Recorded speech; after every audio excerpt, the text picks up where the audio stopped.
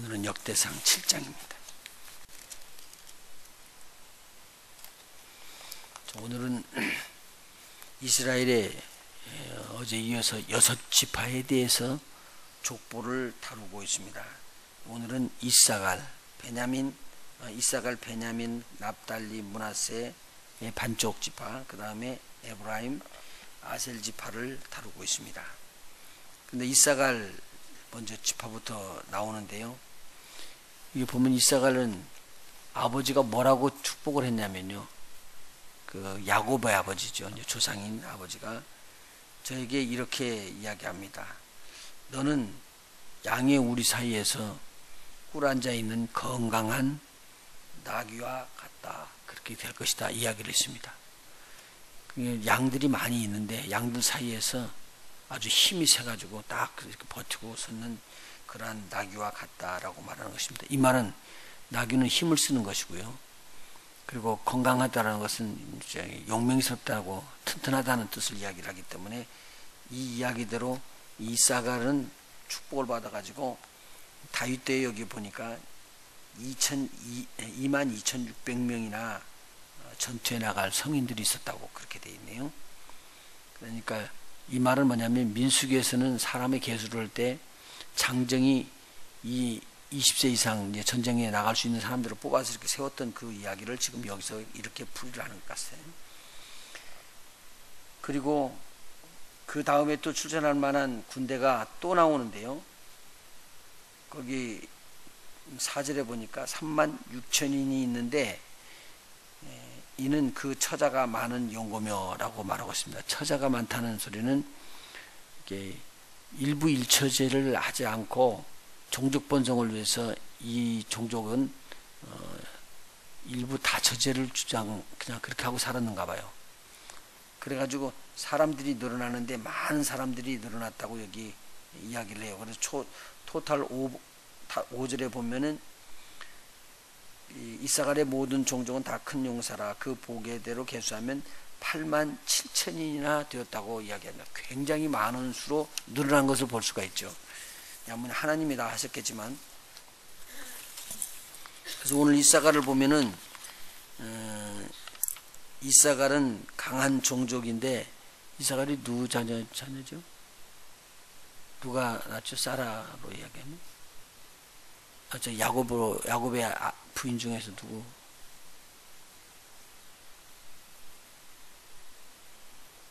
첫 번째 부인이 레아의 자손이에요. 이사갈이. 이사갈이 강한 종족으로 서겠다라고 이야기를 해주고요. 그 다음에 베냐민 자손들이라고 이야기했습니다. 베냐민은 여러분 잘 아시죠? 라헬 그렇게 죽죠. 그는 라헬의 베냐민이 아들 셋에 난 세 아들이 다들 족장으로 아주 막강하게 커나갑니다. 그래서 저들의 숫자가 민수기에서는 45,600으로 나오는데 여기서는 59,434 많이 늘었습니다. 근데 이 베냐민 지파에서는 이스라엘의 초대 왕인 바로 사울이 출생합니다.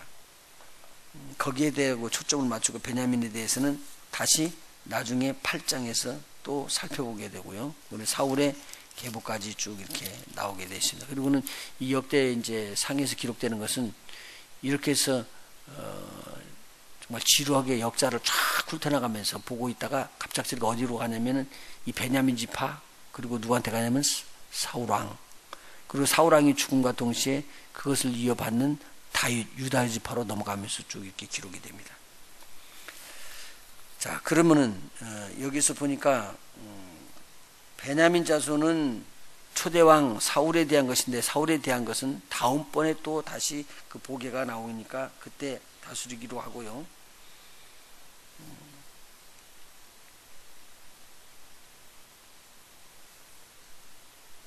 그 다음에 납달리의 아들입니다. 납달리의 아들은요 아주 간단하게 써있죠. 13절입니다.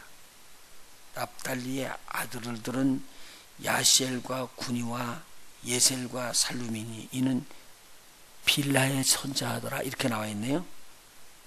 빌라는 누구의 종이 있었죠? 빌라가요? 라헬의 종이 있었죠. 그는 레아의 종은 실바고. 그럼 여기서 지금 라헬의 종이 있었는데 라헬의 종이 있던 이 사람이 누구하고 통관을 했어요? 좀 복잡하죠? 좀 복잡하게 돼요. 그런데 루벤 첫째 아들하고 통관을 했어요. 그래서 루벤도 무엇을 잃어버렸다고 제가 어제 말씀드렸죠? 장자권을 잃어버렸어요.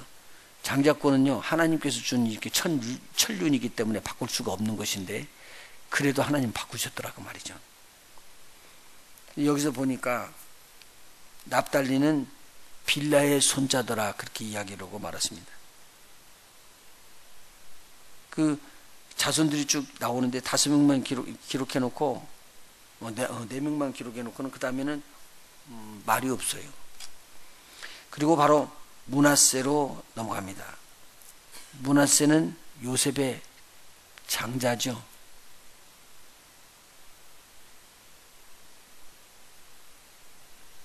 것이네. 므낫세는 반쪽이 요단강 건너편에 있었고요. 요단강을 건너가지 않고 이쪽에 동쪽에 있었고 서쪽에 있었고 그렇게 나눠져서 반지파가 나눠졌습니다. 므낫세 중에서는 주로 누가 지금 여기서 나오냐면 마길이라는 사람이 나옵니다. 마길이라는 사람이요. 그래서 이 마길이라는 사람이 보면요,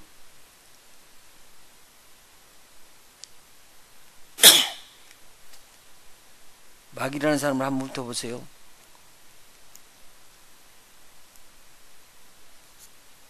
므낫세의 아들들은 그 처의 소생은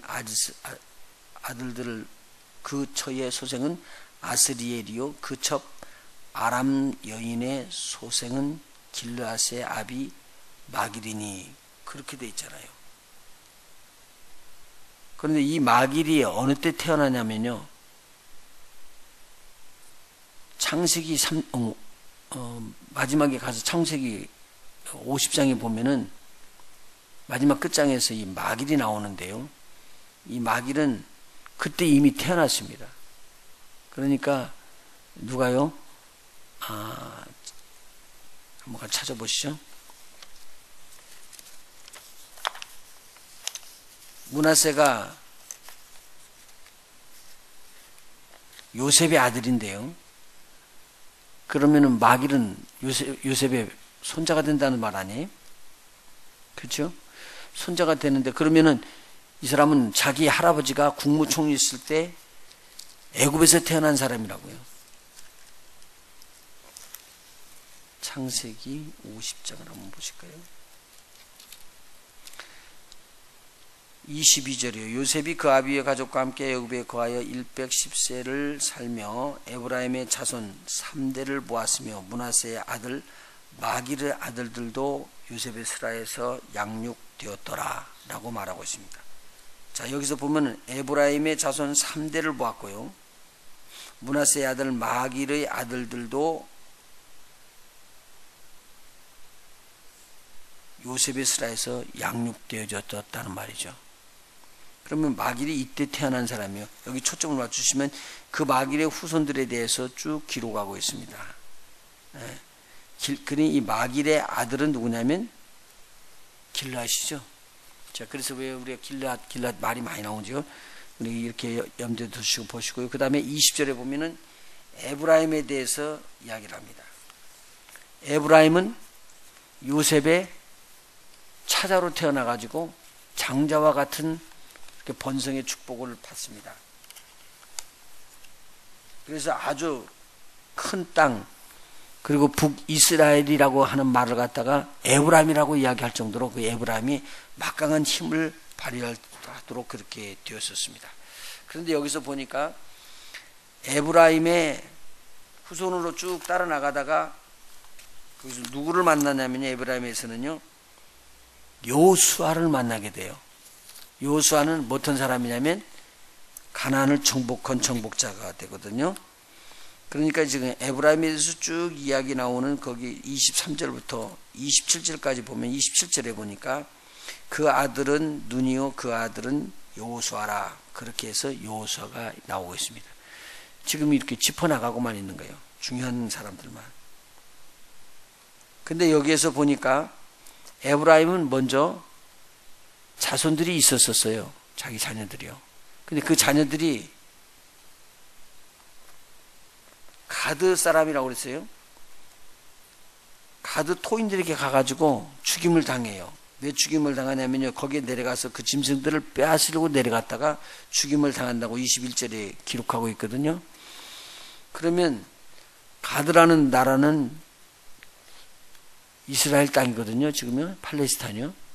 그런데 이 사람들이 지금 머물고 있었을 때, 에브라임이 머물러 있었을 때는, 이때는 애굽에 살았거든요. 애굽에 있는 사람들이 갔다라는 그런 말이 나오는 거예요. 이야기가 좀 어렵지만, 그러고 난 다음에 그 다음에 자손들이 번져나가서 에브라임의 아들로 브라레가 나오죠. 여기서요. 브리아가. 그리고 에브라임이 브리아를 낳고 레셉, 델라 쭉 나오는데요. 그리고는 다한, 라반, 암미훗, 엘리사마라고 나오는 이 사람이 누구하고 같이 있었냐면 모세와 아론과 같이 있었던 사람이에요. 출애굽을 한 사람이에요. 그러면 그 전에 에브라임의 자손들은 빨리 조혼을 했다는 말이에요. 레위 족속들은 나이가 많이 들어서 결혼을 했는가 봐요. 그래서 나이가 또 장수를 했고요.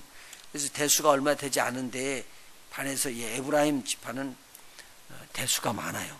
조혼을 한 것 같아요. 그 다음에 엘리사마가 모세하고 함께 있다가 그때 80이 되는 모세하고 아론을 보고 여호수아가 따라서 작년 40세에 같이 동행해 나가는 것으로 보면 여기 지금 맞아 들어가게 되죠. 에브라임 지파 이야기 한 다음에 바로 아셀 지파가 또 나옵니다. 오늘은 상당히 6개 지파니까 많이 나가는데요. 아셀 지파는 야곱이 마지막으로 유언을 했을 때 기름진 땅을 얻어서 너는 왕을 공개하게 될 것이다 라고 예언을 주신 것입니다. 우리 한번 성경 찾아보시죠. 창세기 46장 먼저 보고요.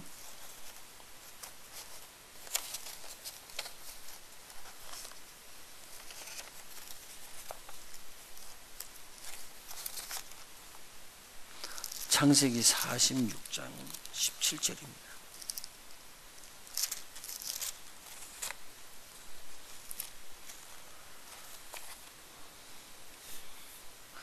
17절에요. 아셀의 아들 곧 임나와 이스와와 이스위와 브리와 그들의 누이 세라며 또 브리아의 아들 곧 헤벨과 말기엘이니. 그래서 브리아라는 아들까지 나와서 쭉 이렇게 기록이 되어 나가는 장면이 나오고요.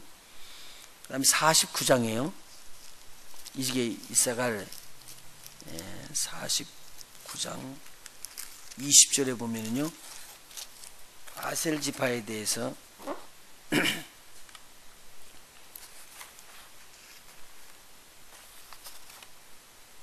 49장 20절 한번 보시죠. 아주 간단하게 써 있어요. 아셀에게서 나는 식물은 기름진 것이라 그가 왕의 진술을 공개하리로다. 그렇게만 써 있거든요. 그런데 여호수아에 가보면 여호수아에게서 이렇게 땅을 분배할 때 땅 분배해 줬던 그 지역이 이스라엘 땅에서 가장 좋은 땅을 분배를 해요. 그 장소가 바로 이렇게 무기도 있는 지역이고 엘리야가 거기서 영적 전쟁을 일으켰던데 그 산에서부터 내려가면 이스라엘 골짜기 있는 그 아주 광야한 땅이에요. 근데 거기서 곡식들이 참 좋은 곡식들이 많이 나는 것을 왕에게 진상할 수 있을 정도로, 그러니까 풍성한 그러한 삶을 축복을 받은 거예요. 이때요. 쓱 지나가는 것 같은데 아셀, 가만있어 봐요. 아셀은 누구의 아들이에요? 아셀이요? 아셀이 실바의 아들이에요. 실바의. 그러면 이 아셀이 여기서 이런 기름진 축복을 받았던 그때로 여호수아에 가니까 지중해 연안에 최고로 좋은 땅을 얻을 수 있게 됐다. 오늘 제가 이제 이렇게 말씀을 드리면서 무엇을 우리가 생각하고 싶냐면, 야곱이 축복한 그 축복도 하나님이 다 들어주셨습니다.